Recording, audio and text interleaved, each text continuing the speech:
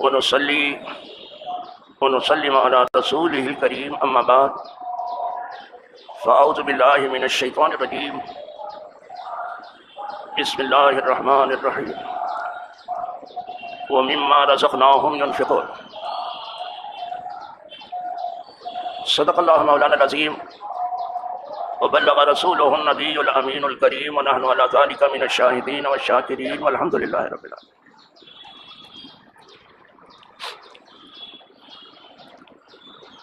برادران دینی و یقینی، حاضرین و ناظرین، موجودین و غائبین،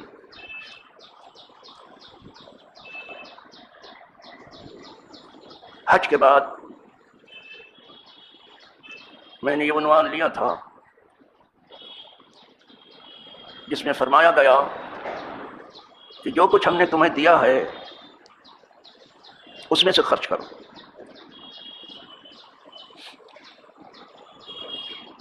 یہاں جو فرمایا گیا وہ مما،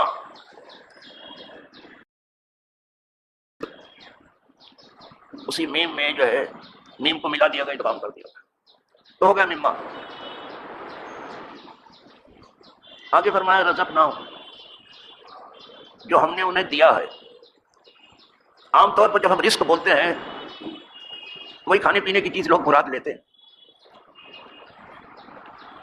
لیکن یہاں عربی زبان میں رزق کے معنی ہے عطا، اور روزی بھی اللہ کی عطا ہی ہے. تو مما رزقناہم، جو کچھ ہم نے دیا ہے اس میں سے ينفقون، انفاق کہتے ہیں خرچ کرنے کو. انفاق خرچ کرنا، اس کا الٹا ہے امساک، روک لینا. تو انفاق کی جو اللہ واسطے ہے بہت فضیلت بیان کی گئی، اور امساک کی بھرپور مذمت کی گئی ہے. اسی لیے حدیث پاک میں ہے کراہیت الامساک، اللہ کی راہ سے مال کو روک لینا یہ بہت زیادہ ناپسندیدہ ہے. کراہیت الامساک، جہاں فضیلت الانفاق ہے، خرچ کرنے کی فضیلت ہے، وہاں روک لینے کی بہت زیادہ مذمت ہے.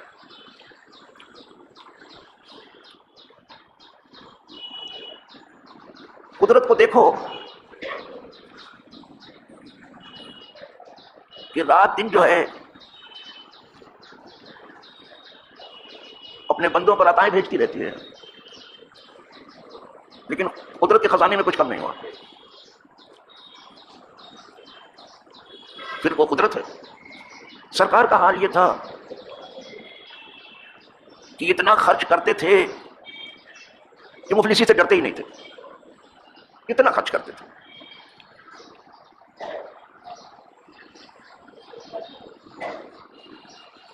ایک حدیث جسے حدیث قدسی کہتے ہیں، جس میں حضور فرماتے ہیں کہ اللہ تعالیٰ یہ فرماتا ہے، وہ قدسی ہو جاتی ہے. اس میں فرمایا یا ابن آدم انفق علیہ، اے آدم کی اولاد تو میری راہ میں خرچ کر،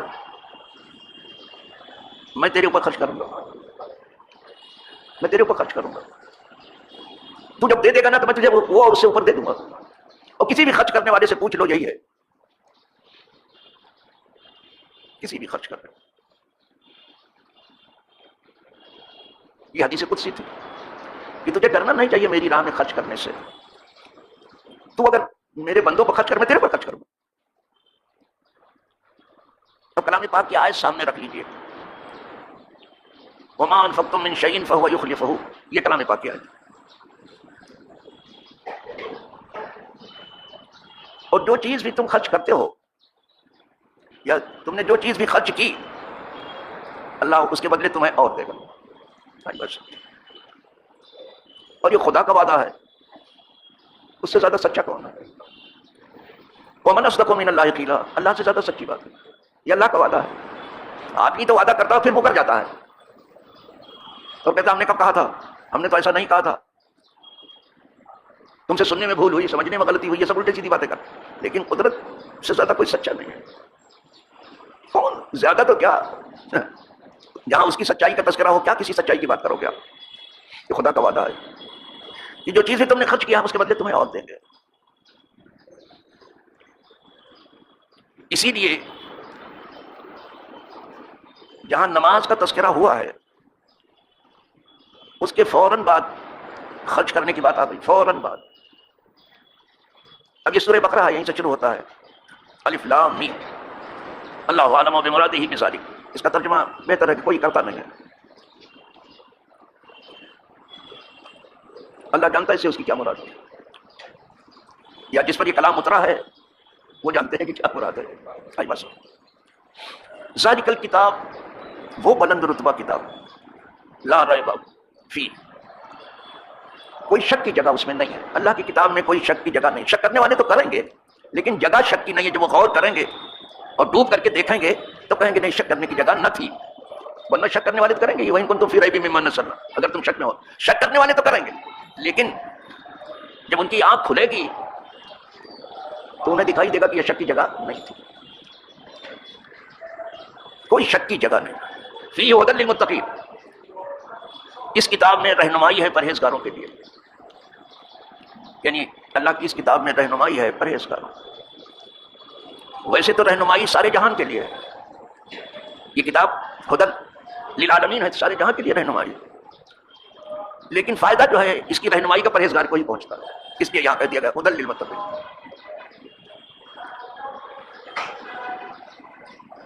اب تھوڑا سا ایمان کا تذکرہ کیا گیا، الذین یؤمنون بالغیب، جو بغیر دیکھے خدا کو مانتے ہیں. دیکھا تو نہیں ہے لیکن ایسا مانتے ہیں کہ جیسے دیکھا ہے. ایسا مانتے ہیں لوگ. کسی ایمان والے کو اس میں شک نہیں کہ خدا ہے یا نہیں ہے، اس میں کوئی شک نہیں کرتا، ہے، بغیر دیکھے مانتا ہے. وَيُقِيمُونَ الصَّلَاةَ، اور وہ نماز قائم کرتے ہیں. جیسے ایمان کا تذکرہ کے بعد فوراً جب عمل کی بات آئی تو پہلے نماز. وَيُقِيمُونَ الصَّلَاةَ، اور وہ نماز قائم کرتے ہیں. ابھی نماز کی بات ہوئی ہی تھی کہ وہ نماز قائم کرتے ہیں، فوراً وَمِمَّا رَزَقْنَاهُمْ يُنْفِقُونَ، پٹ سے جوڑ دیا گیا. اور جو کچھ ہم نے انہیں دیا ہے اس میں سے خرچ کرتے ہیں. مقدار نہیں بتائی گئی کہ کیا خرچ کرتے ہیں. من آیا ہے، اگر یہ من تبیزیہ ہے تو جو کچھ ہم نے دیا اس میں سے بعض حصہ خرچ کر دیتے ہیں، اور اگر بیان کے لیے ہے تو جو کچھ ایسا خرچ کر دیتے ہیں اگر بیان کے لیے. اور اللہ کے بندوں میں دونوں چیزوں پر عمل کرنے والے موجود ہیں. اللہ کے بندوں میں دونوں چیز پر عمل کرنے، زیادہ تر لوگ جو ہیں، اکثریت جو کچھ اللہ نے دیا اس میں سے کچھ خرچ کرتے ہیں. لیکن کچھ لوگ ایسے بھی ہیں کہ جو کچھ اللہ نے دیا سب اللہ کی راہ میں خرچ کر دیتے ہیں. وہ بھلے انگلی پر شمار کیے جائیں، اس میں سر فہرست صدیق اکبر، جو کچھ سب دے دیا اللہ کے راہ میں. ہم نے جو کچھ دیا تو سب کچھ خرچہ کر دیا. پھر خرچ کرنے کے بعد کبھی پچھتائے بھی نہیں کہ ہم نے کچھ زیادہ دے دیا، ہم کو تھوڑا بچانا چاہیے تھا. کچھ لوگ تھوڑا خرچہ کرتے تھے، سوچتے نہیں مجھے تھوڑا سا بچانا چاہیے تھا. کبھی پچھتائے نہیں، سب دے کر کے بھی کبھی وہ پچھتائے نہیں، بلکہ خوش تھے، بہت زیادہ خوش تھے. وہ کہتے تھے کہ میری زندگی بھر کی کمائی جو کچھ تھی سب میں نے لے جا کر کے اپنے دوست کے قدموں میں رکھ دیا، یعنی حضور کے. اور اس میں مجھے کوئی پچھتاوا نہیں ہے بلکہ خوشی ہے کہ زندگی میں میں نے یہ کام کر لیا. اسی کو بیان کرتے ہوئے کہنے والے نے کہا، اچھا ہی کہا ہے کہ حاصل عمر نثارے رہے یارے کر دو، شادم زندگی خیش کی کارے کر دو. ہماری زندگی کا پورا حاصل، پورا نچوڑ، جو کچھ تھا سب میں نے لے جا کے دوست کے قدم میں رکھ دیا. اور اس وقت بھی میں خوش ہوں کہ میں نے کوئی کام تو کر لیا. تو دونوں پر عمل کرنے والے یہاں موجود ہیں. لیکن اکثریت ہے کہ جو ہے جو کچھ اللہ نے دیا اس میں سے کچھ خرچ کرتے ہیں. اس صف میں بہت سارے صحابہ بھی ہیں، جیسے فاروق اعظم نے بھی دیا، بہت زیادہ دیا لیکن آدھا مال رکھ لیا. تو کچھ خرچ کیا، کچھ رکھ لیا. عثمان غنی بھی کچھ خرچ کرتے تھے، کچھ رکھ لیتے. زیادہ تر لوگ ایسے ہی تھے.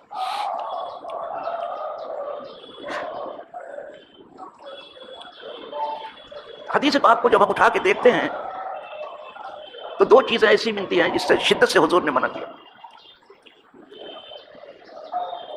دو چیزیں ایسی،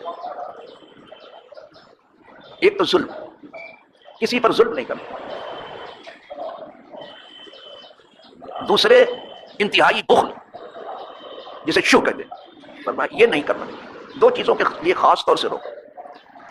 یہ حضرت جابر سے روایت ہے، کہتے ہیں کہ سرکار نے فرمایا اتقوا الظلم، ظلم کرنے سے بچو، نہ اپنے اوپر ظلم کرو، نہ گھر والوں پر ظلم کرو، نہ توڑا پڑوس پر ظلم کرو، نہ اللہ کے بندوں پر ظلم کرو، ظلم نہیں کرنا، ظلم سے بچو، اتقوا الظلم، ظلم سے بچو۔ پھر آپ سرکار نے فرمایا فإن الظلم ظلمات یوم القیامہ، یہ ظلم جو کر رہے ہیں یہ قیامت کے دن اندھیریوں کا سبب بنے گا، ان کو اجالا نصیب نہیں ہوگا۔ بس کیا کیا یہ کلام نبوت کتنی حکمت پر مبنی ہے۔ وہ مغرب جو کل تک اندھیریوں میں ڈوبا ہوا تھا اور آج بھی ہے، وہاں اجالا کم نہیں ہوتا، سورج کم چمکتا ہے، وہ انتہائی ظلم اور بے باکی پر ہے۔ یہ بہت زیادہ خطرناک چیز ہے۔ خدا ہو کر کے ظلم نہیں کرتا، اور صاحب کا وما انا بظلام للعبید، میں بندوں کو ظلم نہیں کرتا۔ یہ بندے ہو کر کے بندوں پر ظلم کر رہے ہیں، کچھ سجائی نہیں دے رہا۔ تو سرکار نے فرمایا کہ ظلم سے بچو، فإن الظلم ظلمات یوم القیامہ، اس لیے کہ یہ ظلم جو ہے قیامت کے دن اندھیریوں کا سبب ہے، ان کو اجالا نصیب نہیں ہوگا، اندھیرے میں ان کو چلنا پڑے گا، اللہ بچائے۔ دوسری چیز جسے سختی سے حضور نے روکا، اتقوا الشح واتقوا الشح، اور انتہائی لالچ سے بچو۔ انتہائی لالچ کو شح کہتے ہیں، لالچ ہی ہے خرچ کرنے نہیں دیتی، لالچ ہی خرچ کرنے نہیں دیتی اللہ کے نام۔ تو فرمایا کہ انتہائی لالچ سے بچو، واتقوا الشح، انتہائی لالچ سے بچو۔ اب حضور ارشاد فرما رہے ہیں یہ دو چیز فرما کر کے، انتہائی لالچ سے بچو اور ظلم سے۔ فرمایا فإنہ، مجھے بتا دیں، فإن الشح اہلک من کان قبل، اسی لالچ نے تم سے پہلے امتوں کو ہلاک کیا۔ آج جو ہم برباد ہو رہے ہیں، ہلاک ہو رہے ہیں، لالچ کے بندے میں آ گئے ہیں، بری طرح سے آئے ہیں۔ حضور مجھے بتا رہے ہیں ہلاکت کی تباہی کیوں آئے گی، جب اللہ کی راہ میں خرچ کرنا بند کرو گے تباہ ہو جاؤ، کچھ نہیں ہے، یہیں سے دلیل دیا ہے۔ فإن الشح، اسی لالچ کا خاص طور سے تذکرہ، اس لالچ نے تم سے پہلے اپنی امتوں کو ہلاک کیا۔ فإنہ اہلک من کان قبل، امت اسی سے ہلاک، لالچ میں۔ آگے فرماتے ہیں اہلک من کان قبل وحملہم، اور اسی لالچ نے ان کو ابھارا، ان سفکوا دماءہم، کہ خونریزی کریں، لوگوں کا خون بہائیں بلا وجہ، دولت حاصل کرنے کے لیے۔ یہ خونریزیاں جو چل رہی ہیں، خون کو اللہ کی زمین پہ بہ رہا ہے، خون ناب، لالچ کی وجہ، اسی لالچ نے ان کو ابھارا کہ وہ خونریزی کریں۔ خونریزی جو ہے لالچ کے نتیجے میں، یہ ملک ہمارا ہو جائے، یہ زمین ہماری ہو جائے، یہ خزانہ ہمارا ہو جائے، یہ دولت ہماری ہو جائے، یہ مکان ہمارا ہو جائے، یہ دکان ہماری ہو جائے، یہ زمین ہماری ہو جائے، یہی ہے بابا۔ اسی لالچ نے کیا ستیہ، اسی لالچ نے ان کو ابھارا کہ وہ خونریزی کریں، وَاسْتَحِلُّوا مَحَارِمَهُمْ، اور اللہ کی حرام کی ہوئی چیزوں کو حلال ٹھہرائیں۔ کسی حرام کو آپ حلال نہیں کر سکتے، آپ کو یہ اختیار نہیں، اس کو اللہ نے حرام کر دیا تم اس کو حلال کرو۔ اسی طرح جس کو اللہ نے حلال کر دیا تمہارا کام حلال بنانا حرام بنانا نہیں ہے، بتانا ہے۔ تم یہ تو بتا سکتے ہو کہ یہ حلال ہے یہ حرام ہے، بنا نہیں سکتے ہو، بنانا کام قدرت کا ہے، اللہ اور اس کے رسول جانتے ہیں، تمہارا کام نہیں ہے۔ پھر بڑھ کے کہتے یہ حلال ہے یہ حرام ہے، تم بناتے ہو کیا؟ تمہارا کام بنانا نہیں، بتانا ہے، بتا سکتے۔ وہی میں سوچتا تھا یا اللہ اتنی خونریزی کیوں ہو رہی ہے، خاص طور وہ تو جہاں ہر کسی کا بہ رہا ہے، لیکن کثرت سے جو خون بہ رہا ہے وہ خون مجھ ہے۔ اس کا مطلب ہے یہ کمزوری ہمارے اندر لالچ کی بہت بری طرح سے آ گئی، خون بہ رہا۔ ایک آیت اور پڑھتا ہوں، پھر آپ سے کہتا تھوڑا اپنے ذہن پر بھی غور کر، تھوڑا سوچو۔ کلام پاک میں وَلَا تُلْقُوا بِأَيْدِيكُمْ إِلَى التَّهْلُكَةِ، تھوڑی سی عربی جانتے ہیں ابھی فوراً ان سے کہیے تو ترجمہ کر دیں گے کہ جان بوجھ کے اپنا ہاتھ ہلاکت میں نہ ڈالو۔ اور یہ نہیں کہ انہوں نے غلط ترجمہ کیا، صحیح کر رہے ہیں وہ، ظاہری معنی تو یہی ہے کہ جان بوجھ کے اپنا ہاتھ ہلاکت میں نہ ڈالو، تباہی میں مت ڈالو۔ لیکن جانتے ہو کہاں اتری ہے یہ؟ خرچ نہ کرنے کو اتری ہے۔ جنہوں نے خرچ نہیں کیا وہ اپنے ہاتھ سے ہلاکت بول رہے ہیں، یہاں بھی یہی ہے۔ اس سے پہلے دیکھیں وانفقوا آیا ہے، خرچ کرو، اللہ کی راہ میں خرچ روکا گیا ہے، پوری طرح سے روکا گیا ہے۔ یہ تباہی کا ہمارے سبب بنتا ہے۔ اسی لیے حضرت عبد الرحمان ابن عوف جو بہت بڑے تاجر، ان کے یہاں جب وراثت تقسیم ہوئی تو دین کے نہیں ہوئی توجہ،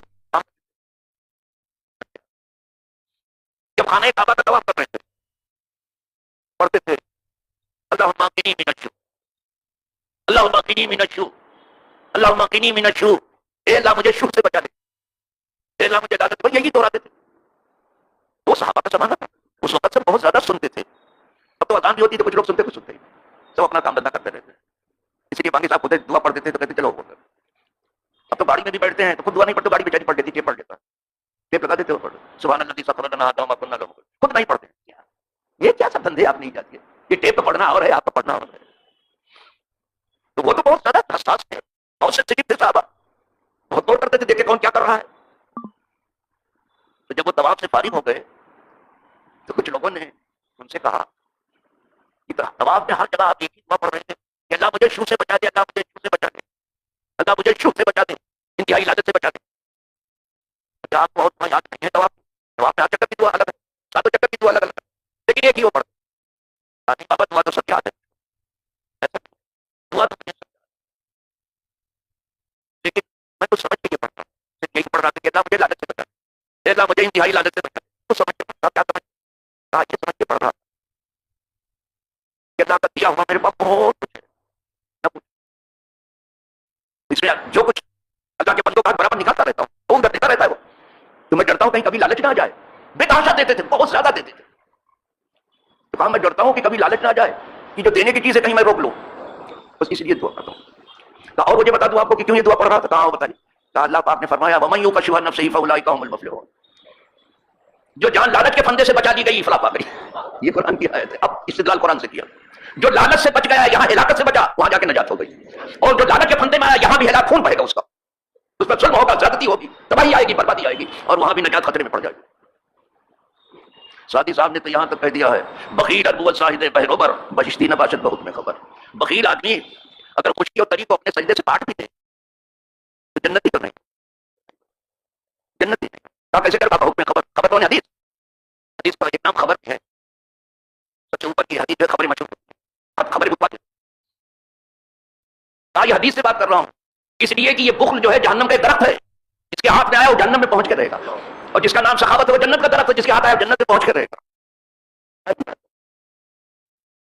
لیکن یہاں جانے جو ہے لالچ کے پھندے میں ہے، وہ دل الانفس الشح کلام پاک کیا ہے، یہاں جانے لالچ کے پھندے میں ہے، جو اس پھندے سے نکال لیا گیا اس کی نجات ہو گئی، خدا کرے سب کی جان بچا لی جائے، سب بچ جائیں۔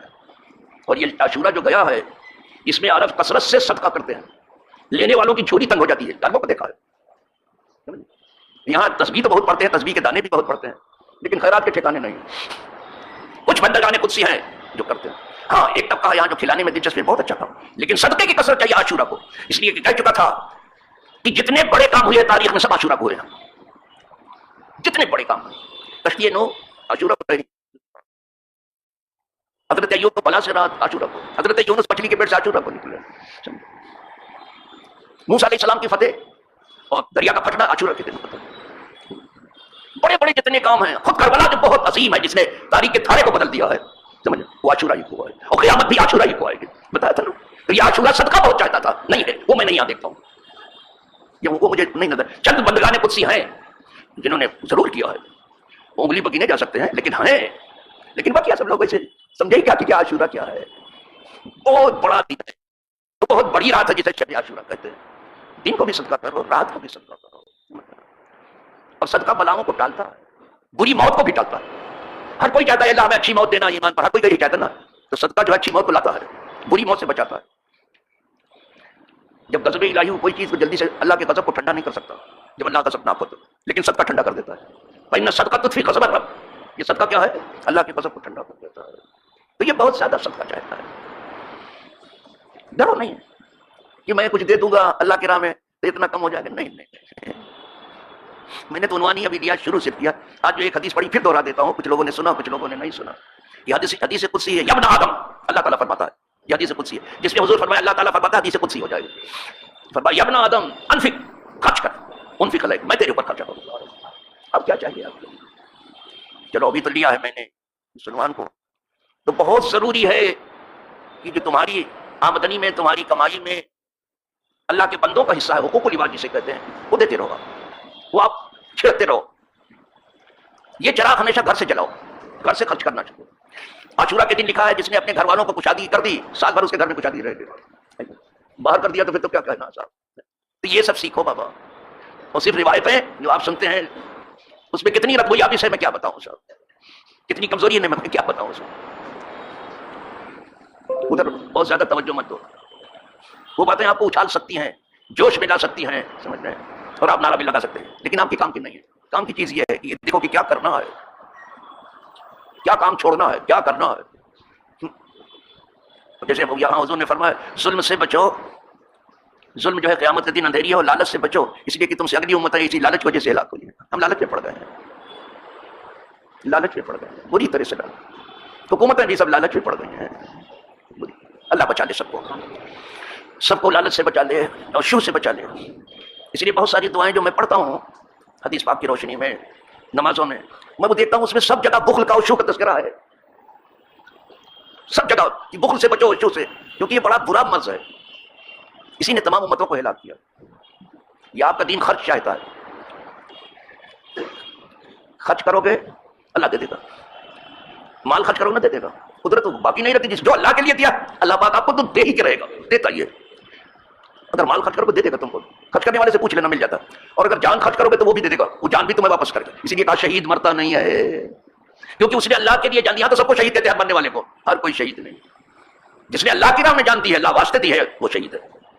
اگر جان دو گے تو قدرت تمہیں جان دے گی. شہید نے جان دیا، جان اس کو دی. شہید مرتا نہیں کہا، شہید کو مردہ مت کہنا. ہمارے لیے جان دیا، واپس کریں گے اس کو. قدرت کا کو باقی رکھے گی. مال دیا، مال دیا. اسی لیے عارف رومی نے بہت سمیٹ کے اس کو کہہ دیا ہے، بہت اچھا کہا. کہتے ہیں جہاں دہی از بہر حق جانت دہن، نہ دہی از بہر حق نانت دہن. اے خدا کے بندے، اگر تو نے خدا کے لیے جان دی ہے تو اللہ تجھے جان دے گا. اس کے پاس جان کی کیا کمی ہے؟ اور اگر مال دیا، نان دیا ہے تو تجھے نان دے گا. نان روٹی، نہ دہی از بہر حق، لیکن اللہ واسطے. اگر روٹی دیا ہے تو تجھے روٹی دے گا. وہ نانت دہن، نانت دہن، نان آپ کو نان میں تے جوڑا گیا ہے. روٹی دیا ہے تمہیں روٹی دی جائے گی، جان دیا ہے تمہیں جان دی. خدا کرے کہ یہ بات سب کی سمجھ میں آ جائے اور حلق کے نیچے اتر جائے. وآخر دعوانا الحمدللہ رب العالمین.